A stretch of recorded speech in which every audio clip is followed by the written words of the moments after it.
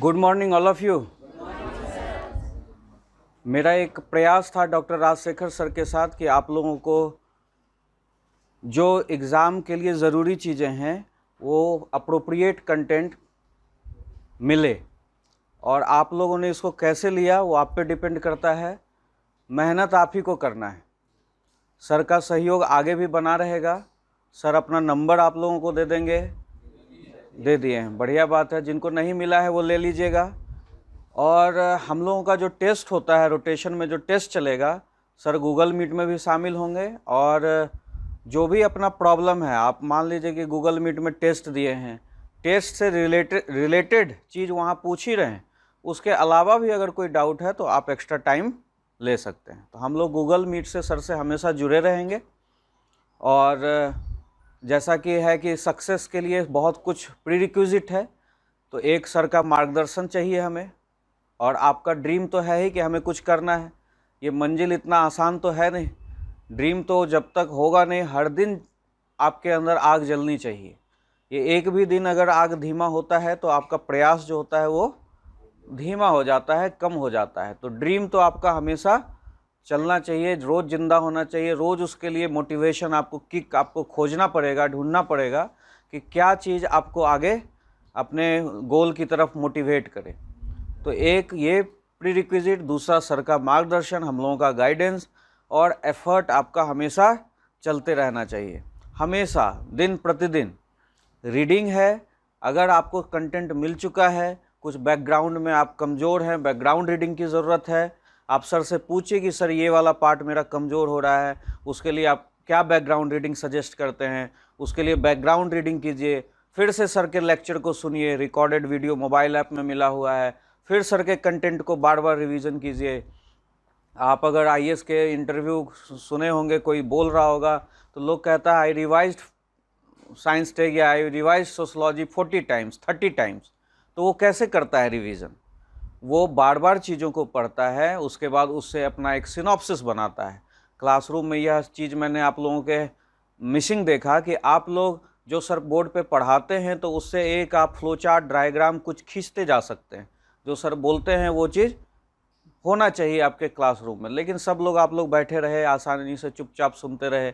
अगर पेन चलता है ना तो दिमाग भी तेज़ी से, उसके ज़्यादा स्पीड से चलता है। तो ये चीज़ आप लोगों का मिसिंग रहा है, इसलिए थोड़ी बहुत आप लोगों को कठिनाई भी आई होगी। हम लोग अब इस पे और ध्यान देंगे कि किस तरह से इसको बेहतर बनाया जा सकता है। जैसे नया ज़माना आया पीडीएफ के साथ, हम लोग इसको पढ़ने लगे। और डिजिटल बोर्ड जैसे आया तो पीडीएफ के साथ हम लोग कंटेंट को देखने लगे, एक्सप्लेन करने लगे। और जैसे मैं इकोनॉमिक्स पढ़ाता हूँ तो आप देखते होंगे कि मैं आता हूँ, पेन लेके कुछ खींचने लगता हूँ, पढ़ाने लगता हूँ और नोट्स बांट देता हूँ। नोट्स लेके सब लोग, आप लोग खुश हो जाते हैं। जब हिस्ट्री की बारी आई तो हिस्ट्री का सेक्शन डी आप लोग देखिएगा, झारखंड में जेपीएससी के लिए मैंने पढ़ाया था तो मैंने उसी स्टाइल में पढ़ाया था कि सेक्शन डी आप लोगों को मैं बोल रहा हूँ, भाषण दे रहा हूँ, बोर्ड पे मैं कुछ कुछ खींच रहा हूँ और सेक्शन डी का मैंने नोट्स दे दिया। सारे बच्चे काफ़ी खुश हो गए। मैंने भी एक पीडीएफ वाला ट्राई किया, आईवीसी के साथ स्टार्ट किया, इंडस वैली सिविलाइजेशन। मैंने तुरंत बच्चों को रीड किया। मैंने ये देखा कि बच्चे बहुत ज़्यादा कंसंट्रेट होकर मेरा बात सुन नहीं रहे हैं। ये मैंने महसूस किया। इसको हम लोग बदलेंगे, आगे चलकर इसको हम लोग बदलेंगे। पीडीएफ रीडिंग में आप लोग क्या होता है, रिलैक्स हो जाते हैं। तो ये हम लोगों ने ऑब्जर्व किया है। आगे चल के आपको नोट्स जिस टॉपिक का होगा एक दिन पहले मिलेगा, नोट्स आप लोग पढ़िएगा और उसके बाद क्लासरूम में बोर्ड पे ही काम होगा और उसको आप लोग नोट डाउन करेंगे और इस तरह से आप लोग सब्जेक्ट को, एक एक सब्जेक्ट को कंप्लीट करेंगे। ठीक है? तो ये हम लोगों का ऑब्जर्वेशन है। हम लोगों ने रोज़ सीखने का काम होता है, हम लोग भी एक चीज़ सीखे और इसको हम लोग काम करेंगे। और सर का स्नेह आशीर्वाद बना हुआ रहेगा हम लोगों पे। और सर को कहेंगे, रिक्वेस्ट है सर, 2 शब्द बच्चों से कहिए ताकि इनको मोटिवेशन कुछ मिले।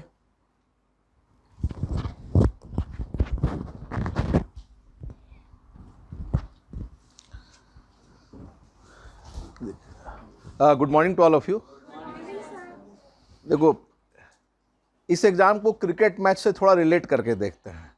पहले एक फॉर्मेट होता था जिसको कहते थे टेस्ट मैच, 5 दिन चलता था। फिर उसके बाद थोड़ा नीचे वनडे आया, फिर आ गया 2020। तो बेसिकली सिविल सर्विस जो है ना आपका टेस्ट मैच है। ये 2020 मत पढ़िए कि हम इसमें बहुत तेज हो गए, इसमें कम हो गए। ये एक लंबा गेम है, सीधा सा बात है। टेस्ट मैच में 5 दिन चलता है, आपका पेशेंस परसेवरेंस चेक किया जाता है। आप किस हिसाब से ना केवल साइंस बल्कि हर चीज़ पे इक्वल ध्यान देना है। देखो, मेरा हमेशा कहना है कि जितना टॉपिक है उस टॉपिक को कवर करो। टॉपिक पूरा कवर होना चाहिए आपको मेहनत करके, ठीक है। कुछ चीज़ें क्लास में हुआ, कुछ उसका बैकग्राउंड होता है, हर चीज़ का एक बैकग्राउंड होगा। देखिए, अगर मान लिया आप साइंस आते हैं तो 11th की साइंस, जैसे मान लो टेक है, थोड़ा बहुत क्लास में हम लोग बैकग्राउंड में जा सकते हैं, लेकिन 6 से लेकर 10 तक का एनसीईआरटी क्लास में करना तो संभव नहीं है। उस चैप्टर के साथ रिलेटेड, आगे से हम लोग ये सोचे उस चैप्टर के साथ रिलेटेड जो चैप्टर है वो पहले बता दिया जाएगा कि आप अपने एंड पे उसको पढ़ सकते हैं, या उसका कुछ सिनॉप्सिस हुआ तो दे दिया गया कि आप उसको पढ़ के आइए। क्योंकि देखो, कई चीज़ों का सिलेबस बड़ा है, मेहनत यहाँ पर मिल के आपको करना पड़ेगा। हम अपने साइड से मेहनत करेंगे, आपको अपने साइड से करना पड़ेगा। 3 चीज़ें आ जाती है, एक होता है basic, pure basic, core, concept and current. अगर खाली करंट पढ़ोगे तो भी दिक्कत होगा, आपको उसका कंसेप्ट आना चाहिए। किसी भी सब्जेक्ट का एक कोर फिलॉसफी होता है, आपको थोड़ा आइडिया उसका भी होना चाहिए। अगर मैं अपने टॉपिक की बात करूं, बायोटेक, बायोटेक का बेसिक कहां से आता है? Cell biology. बायोटेक का बेसिक कहां से आया? Cell biology. हर चीज कहां बन रहा है? सेल। अगर आप सेल पढ़े ही नहीं हो, बिल्कुल सेल में सफाचट हो, तो क्या होगा? बायोटेक में आप सुन लीजिएगा लेकिन क्लैरिटी नहीं आएगा। तो बायोटेक के लिए एक बेसिक बैकग्राउंड थोड़ा सा होना चाहिए कि सेल बायोलॉजी, सेल के अंदर क्या है, डीएनए से ही चालू होता है ना, डीएनए कहाँ पाया गया? केंद्रक में। देखो, तो आपको एक चीज काम करना है कि आपको बेसिक कंसेप्ट थोड़ा सा आपको अपना देखना है। मेरे समझ से 9-10th का एक बार किताब साइंस का पढ़ी, आपको एक ओवरव्यू दे देगा पिक्चर। बिना उसको पढ़े हुए जब आगे बढ़िएगा, देखिए कहीं भी आप जाइए, जैसे दिल्ली में भी कई लोग आते हैं, वहां पर कंफ्यूजन क्या होता है, उसका पूरा कोर्स खत्म हो जाता है, उसको समझ में ही नहीं आता कि मान लो अगर कोचिंग में, दिल्ली में कोचिंग का 8 महीना का फिक्स है, तो जितना टाइम पीरियड मिला, अगर 17 क्लास मिला है तो 17 से 17 18वां क्लास नहीं होगा, क्योंकि अगला टीचर का बारी खड़ा हुआ, एक ताश का पत्ता गिरा तो अगला ताश का पत्ता गिरेगा। तो जब तक आप तैयारी, बहुत लोग दिल्ली में कंफ्यूजन होता है, चले आया, बेसिक साइंस पढ़ा नहीं, उसका पूरा टॉपिक कवर हो जाता है, उसके बाद फिर 12 क्या नाम है, करोल बाग में एक मास्टर साहब है जो एनसीईआरटी पढ़ाते हैं। फिर जब उसका बहुत चला था उनका, तो जब उनका साइंस टेक नहीं समझ में आया, 12 बिना पढ़े चला गया साइंस टेक में, अब उसके बाद वो जाके 10वां वाला एनसीईआरटी पढ़ना चालू करता है। तो उल्टा रास्ता नहीं करना है। कोचिंग में पूरा पैसा खर्च कर दिए पहले सिविल सर्विस में, उसके बाद पढ़े क्या, दोबारा खर्चा किए किसमें? एनसीईआरटी। ये खूब हुआ है करोल बाग में। तो आपको थोड़ा सा 9-10th हम कहेंगे, 9-10th हमको, मेरे समझ से हमको जैसा लगता है, हर सब्जेक्ट का 9-10th का एनसीईआरटी आपको देखना चाहिए।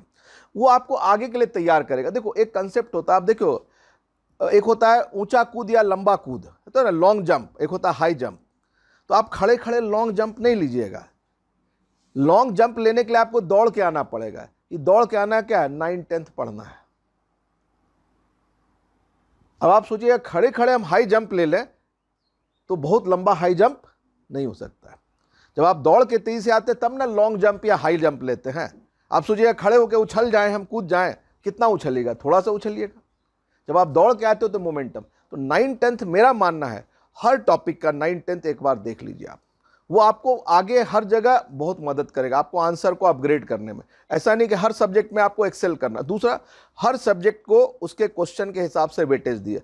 सिलेबस को मेरा मानना है ईच एंड एवरी वर्ड देखना चाहिए। हम लोग, मेरा एक्सपीरियंस है कि पहले मेरा जूलॉजी से भी रहा है ऑप्शनल, वेटनरी साइंस जूलॉजी, उसके बाद ज्योग्राफी रखे थे ऑप्शनल में। तो पहले 2 ऑप्शनल हुआ करता था। तो लोग क्या करते थे जूलॉजी में कि ये पोर्शन छोड़ देते हैं, वर्टिब्रेट नहीं करना, इनवर्टिब्रेट से कर लेते हैं, 3 क्वेश्चन हो जाए। एक बार ऐसा आया कि इनवर्टिब्रेट को छोड़ के पूरा क्वेश्चन पूछ दिया वर्टिब्रेट में, लोग उसमें लटक गए। तो सिलेबस के साथ अन्याय नहीं करें, इसमें यही क्वेश्चन पूछा है। हम अपने आप को हम्बल रखें, उस सिलेबस को, उस टॉपिक को कवर करके जाए। उसमें हम अपना आकलन नहीं करें कि यही क्वेश्चन पूछा, यही पूछेगा, कोई श्योरिटी नहीं। उसने जो सिलेबस दिया है, सिलेबस को कवर कीजिए ऑनेस्टली, और कोई फॉर्मूला है, सिलेबस को कवर कीजिए। दूसरा, प्रीवियस ईयर का क्वेश्चन देखिए, पीटी को बनाइए, मेंस का क्वेश्चन अपने से लिखिए, उस आंसर को और कोशिश की अपग्रेड करने का, आप उसको रखे हुए हैं, स्टेपलर करके रखिए, फाइल बनाइए।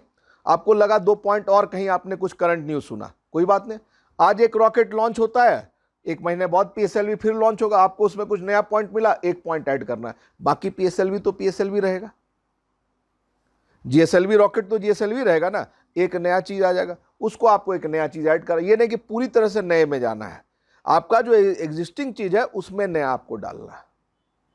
ठीक है, तो इस तरह से काम कीजिए, ऑनेस्टली काम कीजिए। एक कोई न्यूज़पेपर से जुड़ जाए, ऐसा नहीं कि 5 न्यूज़पेपर में भागना है। 50 नोट्स भी आदमी को बुड़ा देता है। एक ही चीज को देखो, एक मैंने क्लास में बोला कि एक ही जगह गड्ढा खोदोगे तो पानी निकलेगा, 100, 150, 250 फीट में जाओगे तो पानी निकलेगा। 5 फीट यहाँ गड्ढा खोदे, फिर 5 फीट यहाँ एक एक्स का नोट्स पड़े, फिर वाई का नोट पड़े, फिर जेड का नोट पड़े, कहीं पानी नहीं निकलेगा। 5 फीट गड्ढा खोद के वहीं रह जाओगे। थोड़ा देर आपको आत्मसंतुष्टि होगा, इतना ज्ञान मिल गया, ये कोचिंग भी देख ले, ये कोचिंग भी देख ले, पानी निकलेगा ही नहीं, मतलब रिजल्ट नहीं हुआ। कुआं खोदने का पर्पस क्या था? पानी निकलना। पानी नहीं निकला तो आपका उद्देश्य क्या हो गया? बेकार हुआ। सबसे घटिया नोट्स को भी 10 बार पढ़िएगा तो लिख पाइएगा, और 10 नोबेल प्राइज विनर के 10 अलग अलग नोट्स को लाके पढ़िएगा और अपने आप को ज्ञानी बनाने की कोशिश कीजिएगा, कहीं नहीं पहुंचिएगा। ये एग्ज़ाम मैनेजमेंट का एग्ज़ाम है, मैं बार बार बोलता हूँ, ये नॉलेज एक्सेलेंस का एग्ज़ाम नहीं है। अगर नॉलेज एक्सेलेंस का एग्ज़ाम रहता तो एक ही सब्जेक्ट पूछा जाता। ठीक है, ब्यूरोक्रेसी का काम है ही नहीं एक्सेलेंस करने का, ब्यूरोक्रेसी का काम क्या है? मैनेजमेंट करना है। और मैनेजमेंट क्या होता है? बहुत सारी चीज़ें हैं, उसको कैसे मैनेज करते हैं। जिला में 50 चीज़ें, बाढ़ है, सूखा है, घर बनाना है, वृद्धा पेंशन है, फलाना है, क्या करता है आईएएस? आईएएस को एक्सपर्ट होता है, सब काम को प्रॉपरली मैनेज कराता है। तो आपको नॉलेज मैनेजमेंट करना है, ना तो आपको हिस्टोरियन बनना है। अगर ज़्यादा हिस्ट्री में घुस जाओगे तो 5 साल बाद हिस्ट्री का कोचिंग में पढ़ाओगे, मास्टर बनोगे।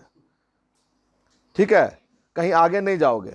बहुत ज़्यादा नहीं घुसना, आपको काम चला के निकलना है। 200 से 250 वर्ड, मैं साफ साफ कहता हूँ, आपको उस टॉपिक को उस हिसाब से तैयार करना है। यूपीएससी में 200 वर्ड में पूछता है, जेपीएससी में 500 वर्ड में पूछता है। तो 200 वर्ड का है तो 250 वर्ड का आंसर तैयार कीजिए। ये नहीं कि लंबा ढड्ढा पीएचडी का उठा के ले आए, किस काम का? आपसे कितना में पूछेगा? 200 वर्ड में। आपने जो 200 वर्ड लिखा उसी के आधार पर आपका आकलन होगा। जेपीएससी है तो 500 वर्ड, उससे ज़्यादा कहीं जाने का जरूरत नहीं है। उसको टॉपिक तैयार कीजिए, उतना लिख के आइए, और हर क्वेश्चन को सॉल्व कीजिए, किसी क्वेश्चन को मत छोड़िए। क्यों? क्योंकि कहीं भी 65% से ज़्यादा नंबर नहीं देता है। दुनिया का सबसे अच्छा आंसर भी लिखिएगा सर से है कि सर 70% से ज़्यादा तो किसी हाल में नहीं देगा, क्वेश्चन मार्क उठ जाता है। तो ऐसा नहीं कि एक क्वेश्चन में लिखे एकदम वर्ल्ड क्लास और दूसरा क्वेश्चन छोड़ दिया, नहीं, हर क्वेश्चन को आपका इवॉल्व होना चाहिए, हर क्वेश्चन आपका टच होना चाहिए, कोई क्वेश्चन छूटना नहीं होना चाहिए, भले एवरेज हो लेकिन हर क्वेश्चन को टच कीजिए। ये मत सोचिए कि एक क्वेश्चन बहुत अच्छा लिखे दूसरा छोड़ दिए तो एवरेज होगा ना, 7 नंबर से ज़्यादा तो कलम रुक जाएगा। इसका सबसे अच्छा उदाहरण है जो अभी आईएएस लोग जो फेल किए हुए हैं 10th 12th में और जो मार्कशीट शेयर कर रहे हैं, ये देखिए एक मुहिम चला हुआ है। वो बस आपको इनकरेज कर रहे हैं कि कोई भी आईएएस बन सकता है, एवरेज, बिलो एवरेज। अगर आप सारा सब्जेक्ट थोड़ा थोड़ा भी ध्यान दे रहे हैं, लिख के आ रहे हैं, तो आप बन सकते हैं। छोड़ना नहीं है। हम 2-3 टॉपर से अपने समय बात के बाद में, छोड़ना किसी क्वेश्चन को नहीं है, हर क्वेश्चन को एवरेज करके करना है। एवरेज के ऊपर चले जाए ठीक है, लेकिन हर क्वेश्चन को एवरेज, थोड़ा सा बिलो द एवरेज छोड़ के आए, आपकी गलती है। जितना क्वेश्चन छूटा आपका बाहर होने का संभावना बढ़ गया। ठीक है, ये नहीं कि आप एक क्वेश्चन में एकदम हासिल कर लिए कि एक्सपर्ट में हम जो रॉकेट उड़ाने में महारत हासिल हो गए। कोचिंग और सिविल सर्विस तैयारी करने से आपको कोई एमएससी की डिग्री नहीं मिलती है। ठीक है, ऐसा रहता कि बहुत अच्छा आप रॉकेट पे आंसर लिख के आते तो यूपीएससी आपको डिग्री देता है कहीं? इस बंदे ने, इस स्टूडेंट ने बहुत अच्छा आईटी पे लिखा, इसको हम इंजीनियरिंग कॉलेज का प्रोफेसर बना देते हैं सिविल सर्विस से। आज तक हुआ ऐसा? नहीं। क्या मान के चलता है? आप मैनेज करने जा रहे हैं। तो इस चीज़ को गांठ बांध के मन में घुसाइए, हर टॉपिक को मैनेज करना सीखिए, हर के साथ न्याय कीजिए। ठीक है, हाँ, प्लस थोड़ा सा एवरेज से थोड़ा ऊपर जाएगा, थोड़ा नंबर आएगा, 6.5-7 के बाद ऐसे भी कलम रुक जाएगा। तो 9 नंबर लाने की कोशिश करके एक्सपर्ट बनने की कोशिश ना करें। हर चीज़ के साथ न्याय किया, हर सब्जेक्ट, चाहे मेरा हो, इनका हो, किसी भी सब्जेक्ट का, ये लॉ ऑफ एवरेज पे काम करता है। ठीक है, बाकी बेस्ट ऑफ लक। मेरे समझ से आपको पहला काम करना है प्रीवियस ईयर का क्वेश्चन बैंक, प्री का, मेंस का, दोनों को 10 साल के क्वेश्चन को आप देखते रहिए, सिलेबस को रिवाइज करते रहिए, आपको आकलन लगते रहेगा कि क्वेश्चन किधर जाएगा। और कहावत है, अंग्रेजी कहावत है, proof of pudding is in eating. लिख के देखिए। अगर लिख के आंसर नहीं कर पाए तो आप कहीं नहीं है, लिख के आंसर कर पा रहे हैं तो ठीक है। ज़्यादा पढ़े, 50 पोथा पढ़े और 200 वर्ड या 500 वर्ड सही से नहीं लिख पा रहे हैं, उस ज्ञान का कोई मतलब नहीं है। 200 वर्ड लॉजिकल आप कम पढ़ के लिख दे रहे हैं, बात खत्म है। आपको क्वेश्चन की रिक्वायरमेंट 200 है, 500, उस स्तर तक आप में पहुंचने की क्षमता होनी चाहिए। कुछ क्वेश्चन बहुत एक्सेप्शनल हो जाता है, उसके लिए घबराना नहीं। एक क्वेश्चन गड़बड़ा गया, क्योंकि यूपीएससी 100% पे सिलेक्शन नहीं होता है, 50% प्लस पे टॉपर होता है। सेकंड टॉपर आपका 44-45% पे आ जाएगा और 40-42% से आपका सिलेक्शन हो जाता है। ठीक है, तो सिलेक्शन कितना है? एवरेज का सिलेक्शन हो रहा है, 42% सिलेक्शन, 80% पे सुने सिलेक्शन हो रहा है। ड्यू में आप सुने होंगे 2 साल पहले कि 100% कट ऑफ चला गया। यूपीएससी में क्यों नहीं ला पाते हो? यूपीएससी मैनेजमेंट ऑफ एग्जाम है। ठीक है, तो बेस्ट ऑफ लक। आप प्रीवियस ईयर के क्वेश्चन को बनाइए, उसके साथ कोरिलेट करते हुए सिलेबस को देखिए। और आज के डेट में लकीली आप लोग के पास हर तरह का मटेरियल है। युग है, कोई बाहर भी चला गया तो आप व्हाट्सएप करके पूछ सकते हैं, मैसेज कर सकते हैं, बाकी जगह का भी है। ठीक है, thank you and best of luck for the future. Thank you sir. और सर के लिए सॉल्व ले आओ। सर को थोड़ा सा एक जेस्चर रामाकृष्ण आईएएस एकेडमी की तरफ से। सर आप आए और मेरे बच्चों को मार्गदर्शन दिए, आपका बहुत बहुत धन्यवाद। Thank you sir. आगे भी आप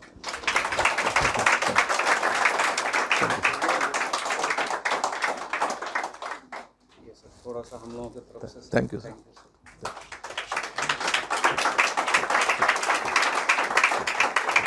ठीक है, ऑल द बेस्ट, लगे रहना है। ठीक है, अविनाश पीछे से हैप्पी बर्थडे मत कर देना।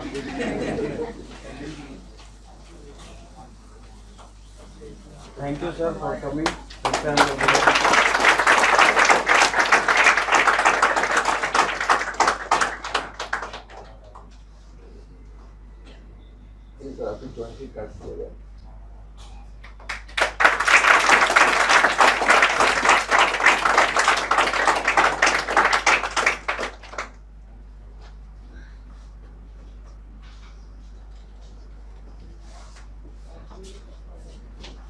अरे आओ, कहाँ भाग गया?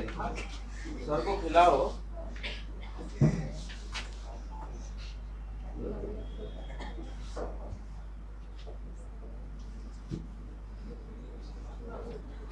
बहुत ज्यादा है।